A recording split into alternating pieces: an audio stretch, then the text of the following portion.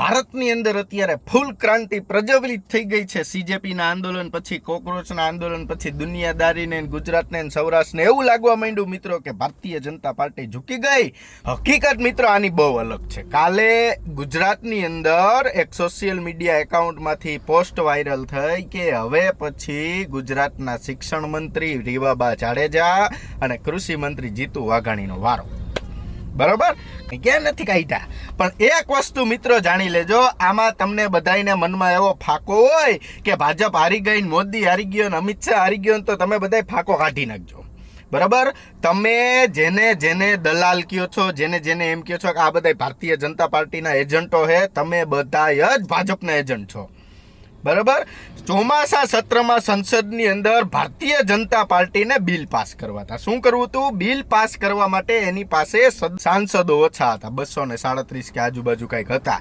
આ બધાએ શું કર્યું? યુકે થી એક માણ આવ્યો, યુએસ થી, જેવો રાજીનામું દિયો, ધર્મેન્દ્ર પ્રધાને બે ગયા જંતર મંતર ઉપર ને બધું વ્યવસ્થિત કાર્યક્રમ હાલવા દીધો. સોનમ વાંગચુકને પેદા કરવામાં આવ્યો અને બેસાડી દેવામાં આવ્યો અને 22 દીથી મિત્રોજી ઉપવાસ કરીને લથડાતો તો 4 જણા પકડીને ત્યાં હાલતો હતો. ઉપવાસ ખતમ કર્યા ને એક દિવસની અંદર ખીચામાં હાથ નાખીને તારે હોસ્પિટલની અંદર માણા આટા મારતો હતો.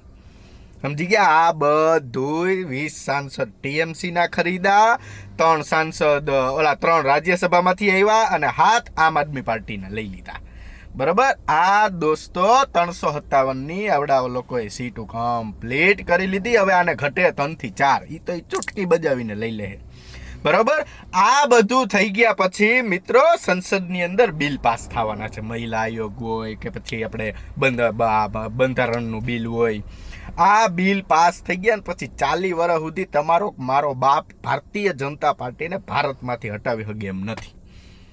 બરોબર, અને બંધારણ સંરક્ષણનું બિલ પાસ થઈ ગયું ને એટલે કોને મુખ્યમંત્રી રાખવા, કોને હટાવી દેવા, કોને શું કરવું ને બધું મોટા ભાઈના હાથમાં આવી જશે. સમજી ગયા? તમે બધા દિલ્હીના પ્રોટેસ્ટમાં જઈને ગુજરાતીઓને ગાયરું દેતા હતા ને, ગુજરાતી તમને અડી ગયો. બરાબર, મોટા ભાઈ અડી ગયા તમને બધાને એમ છે કે તમારા હતું નહીં, ભાજપ માટે હતું. એક મીડિયા બોલી કે 20 સાંસદ ટીએમસી ના વયા ગયા, 7 આમ આદમી પાર્ટીના 1 મહિના પહેલા જ વયા ગયા, 3 રાજ્યસભાના વયા ગયા. આ બિલ સંસદની અંદર આવવાના છે. આ બિલથી આ નુકસાન થવાનું છે પબ્લિકને, આ બિલથી રાજનેતાઓને આ નુકસાન થવાનું. એક મીડિયા બોલી, તમે બધા તારે ગુજરાતમાં વાન જંતર મંતર રાજીનામું દો, દઈ દીધું. ધર્મેન્દ્ર પ્રધાને રાજીનામું દઈ દીધું. શિક્ષણ મંત્રી હેપી ખુશ, મમરા ભરી દીધા વાહે 5 વર્ષમાં. કેટલા મમરા ભરી દીધા બધાએ. આ રાહુલ ગાંધી ની બધા છે ને, આ 2 વર્ષથી આ બિલ રોકતા હતા, પાસ નહોતા થવા દેતા. તમે એની મહેનતમાં મમરા ભરી દીધા. કા રાહુલ ગાંધી નો આવ્યો જંતર મંતર ઉપર? કેમ અરવિંદ કેજરીવાલ ગયો પંજાબમાં લીક થયું પેપર? કયો નહીં કરે? નહીં કરે. આમ આદમી પાર્ટીને આ ખંભે બેસાડી ભારતીય જનતા પાર્ટીએ તમારો ખેલ પાડી દીધો. નકર પંજાબમાં કોંગ્રેસની સરકાર બનતી હતી. સમજી ગયા ને? ગુજરાત વાળા કે હાલો રીવાબા જાડેજાનું રાજીનામું લેવાનું છે ને, ઓલા શિક્ષણ મંત્રીનું રાજીનામું લેવાનું છે ને, કૃષિ મંત્રીનું રાજીનામું લેવાનું છે ને, વાહા ફાડી નાખવાના વાહા. સમજી ગયા? દિલ્હીનું આંદોલન મિત્રો પૂરું થઈ ગયું ને પછી 2500 છોકરાઓને ઉપાડ્યા. કેટલા? 2500. ઓલા વિડીયોમાં જે આવી ગયા હતા ને, એનું નામ સરનામું કાઢીને ઘરે ઘરે જઈને ઉપાડ્યા. તો ઓલો દીપ કે જવાનો સોડાવા 5 વર્ષ સુધી છોકરો તારીખ ભરવાનો, 5 વર્ષ સુધી વકીલને ફી દેવાની, અમદાવાદ કોર્ટમાં ધક્કા ખાવાના અને જિંદગીની માણીને મમરા ભરી દે ને એવા કેસ નાખી દે. તમારો કોઈ રાહુલ ગાંધી કે અરવિંદ કેજરીવાલ કે ગોપાલ ફોપાલ ઇટાલિયા કે મનોજ સોરઠિયો નથી આવવાનો. એટલે ગુજરાતના યુવાનો આ બહુ માસ્ટર માઇન્ડ પ્લાન હાલે છે. 2 આખલા બાંધતા હોય ને ત્યારે આપણે જોવાય. શું કરાય? જોવાય. તમારી પાસે 2027ની ચૂંટણીનો ટાઈમ છે. મારા વાલીડા મિત્રો, મારા યુવાનો, 2 હાથ જોડીને વિનંતી કરું છું, કોઈ પણ વસ્તુ અત્યારે કરતા નહીં. 5-10 વર્ષની મહેનત, તમારો આવકનો સ્ત્રોત બંધ થઈ જાય.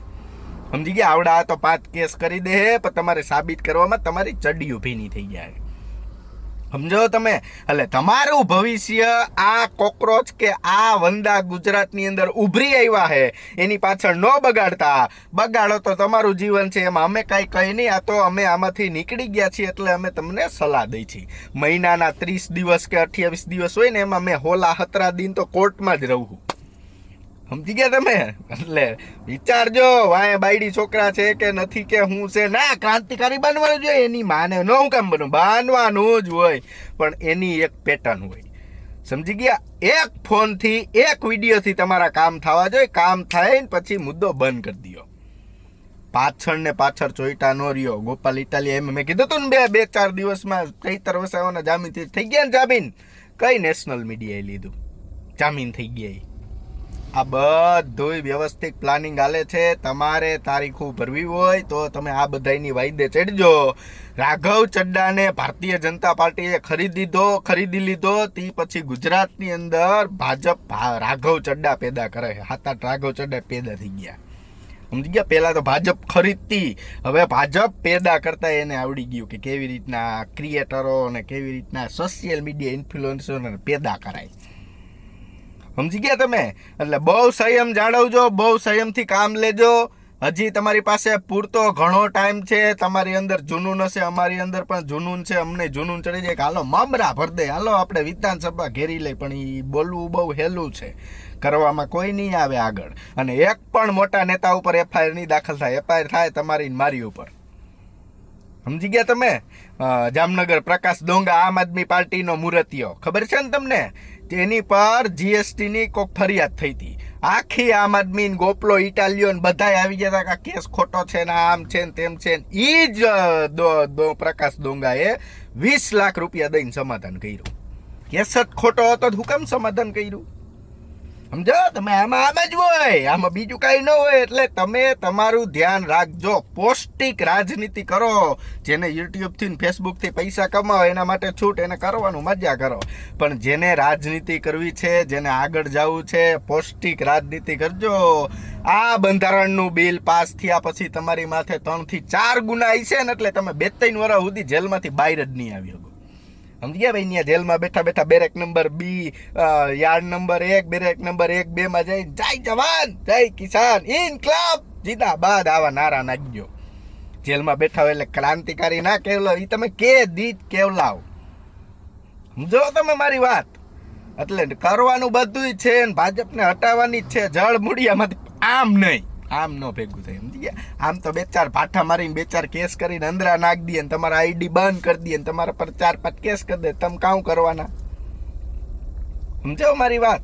એટલે સંયમથી રાજનીતિ કરો, પૌષ્ટિક રાજનીતિ કરો. પોલીસ વાળા તમને અટશે નહીં. તમે સંયમથી પૌષ્ટિક રાજનીતિ કરશો ને તો.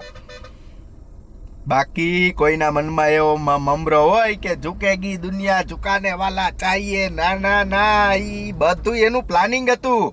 બાકી ઓલા સોનમ વાંગચુકને ખબર ને, સફેદ ઓલા પાથેણામાં ભરીને લઈ ગયા હતા. ક્યાં તે ઝુકાને વાલી રાજનીતિ ક્યાં ગઈ હતી બધી? સંજયસિંહને આવું સરસ કરી લીધો તો 20 મિનિટમાં. એ ભારતીય જનતા પાર્ટી છે. સમજો તમે?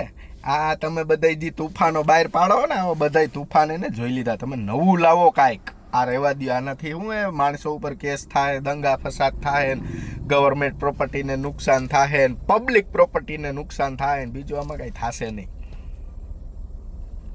એટલે થોડીક શાંતિ રાખજો મિત્રો. 2027 આવે છે, ત્યાં સુધી જોવો સંસદમાં બિલ પાસ થવા દો. શું આવે છે, શું નથી આવતું નક્કી ન હોય. કાલથી આપણે બધાને તઈને સમજાડીએ જવું પડે. અત્યારે એવી પરિસ્થિતિ છે. હા, આ મીડિયા બતાવતું નથી. આ અમે તમને કહીએ છીએ ગુજરાતની અંદર શું કરવાના છે, ગુજરાતમાં કેટલા કોકરોચ પેદા થવાના. ના, ગુજરાતની બહુમતી તો વડાપ્રધાને પહેલા કરી લીધી. ગુજરાત એનું પ્રથમ. ગુજરાતના માણસોની હેરાન નહીં કરે એટલા બધા, જેટલા 12 વાળાઓને ઉપાડે છે ને એટલા તમારા પ્રત્યે સહાનુભૂતિ રાખી છે. સમજી ગયા તમે? તમે જેને આદર્શ નેતા, તમે જેને બહુ લડાયક નેતા મીડિયામાં મન ફાવે એમ બોલે, તમારે યાદ રાખવું, ધર્મેન્દ્ર પ્રધાન કોઈ આલી માલી કે સુરતની કાલુપુરની ખાડીમાંથી ઉપાડેલો માણા કે કીડો નહોતો. ધર્મેન્દ્ર પ્રધાન RSSનો કમાન્ડર રહી ચૂક્યો હતો. એ જેવો તેવો માણસ હતો ને, નરેન્દ્ર મોદીનો ખાસ. સમજાય તમને ને આમાં? અને એ રાજીનામું દેતો હોય તો કંઈક હોય. સમજી ગયા? એટલે આ મોટા ભાઈ માનનીય અમિતભાઈ શાહ ગેમ કરી ગયા છે, બરોબર. એમાં ગુજરાત બાકાત છે, ગુજરાત આગળ નથી. ક્યાં ગયા ઓલા ખેડૂવાળા, પાલભાઈ આંબલિયા ને ઓલા એને આગળવાળા ને બધા ક્યાં ગયા? આવી ગયું વળતર વીજપોલ મુદ્દે કે બીજા મુદ્દા પકડી લીધા? આમ જ હોય મિત્રો આમાં. અમે જીતુભાઈની માણસો કોમેન્ટ કરે કે બનીભાઈ તમે અને કીર્તિ જીતુભાઈની ઓફિસે ગયા હતા, પછી 15 દી પછી ગયા નહીં. બાંધવાની અમારી મેટર જ નથી. અમે અમારી રીતે અમારા થતું હોય ને એટલે ફૂલ પ્રેશર માર્યું. અમારા 15 દી 2 દી પ્લસ 17 દીએ તમારો લેટર આવી ગયો તો સરકારે વાતચીત કરી. જીતુભાઈ બીજે દી પ્રેસ કોન્ફરન્સ કરી હતી.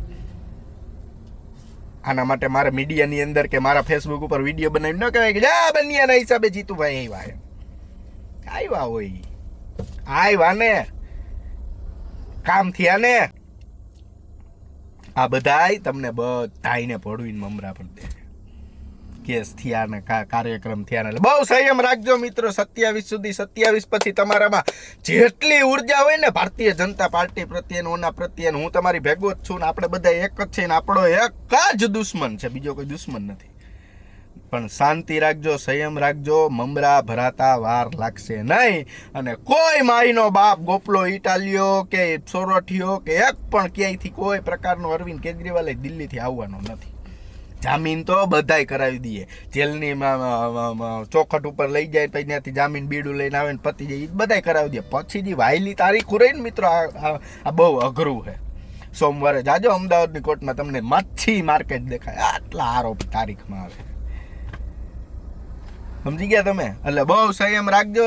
ગુજરાતના યુવાનો પ્રત્યે અમને બહુ આદર છે, બહુ માન છે. ઘણા બધા યુવાનો બોલતા થયા છે. ઘણા બધા લોકોના હિસાબે ખાલી ખોટું બાળ મરણ ના થઈ જાય, ખોટા યુવાનોના માતા પિતા કોર્ટના ધક્કા ખાતા ના થઈ જાય ને એટલા માટે હું કહું છું. બાકી અમને કોઈ ભારતીય અમે વળી કેવું તો કે ભાજપ આવડાવે પડીકા દઈ દીધા. જય સરદાર.